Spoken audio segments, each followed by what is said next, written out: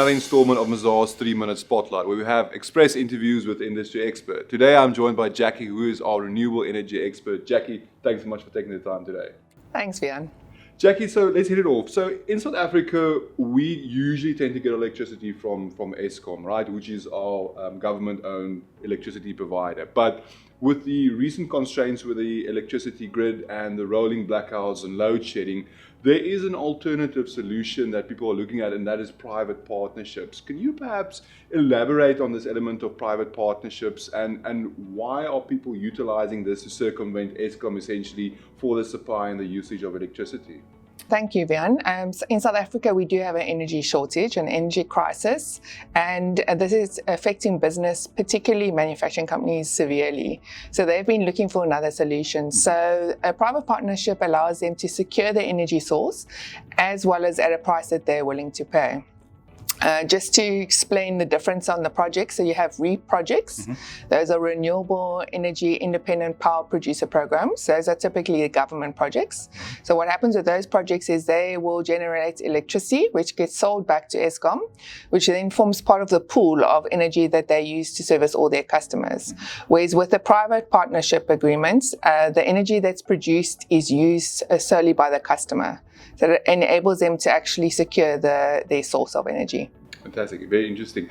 Jackie, and I mean, from a renewable energy perspective, we service a lot of clients from a financial audit point of view, but our corporate finance department also assists with using financial models to determine the feasibility of a specific project. What are the underlying and key factors that one looks at from a financial modeling perspective to determine whether a project is feasible or not? So a big thing on a financial model is the return on the project. So investors will have a target return that they're expecting. So the financial model needs to be achieving that. That's typically on all projects.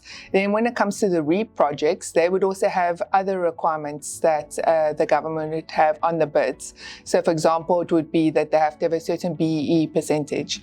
They also have to have a certain local content. So those are also things that need to be taken into account and understood when looking at financial models. Jackie, and I mean, there are various sources of renewable energy. There is hydrogen gas, there's hydro, there's solar, there's wind, all of these being utilized to generate electricity. So what exactly are renewable energy companies looking at when determining which one of these sources they want to utilize for the generation of electricity, and also taking into consideration the grid infrastructure and limitations to the grid infrastructure? So a big thing is the source of energy. So companies that or regions that have high wind will be suitable for wind projects and other regions not. So that's an important factor, as well as what you'd mentioned now on the grid availability. So the grid availability is very important on the REAP projects because they're reliant on the infrastructure. Whereas when it comes to private partnerships, and typically those are ones that are called behind the meter, they are not reliant on additional infrastructure being built. They can actually utilize the infrastructure that's in place. So for those projects, they are not worried about the grid availability. Then also just something interesting is I had a look at the REAP projects, just the spread of the energy mix that they currently have. So currently there's 127 projects that have been allocated by government. And of that, 73 is solar, 48 is wind, 3 is hydro, and 3 is other. So it's just interesting to see, where the mix is at the moment. Very interesting. Jackie, thanks so much for taking the time today. Thanks, Vian.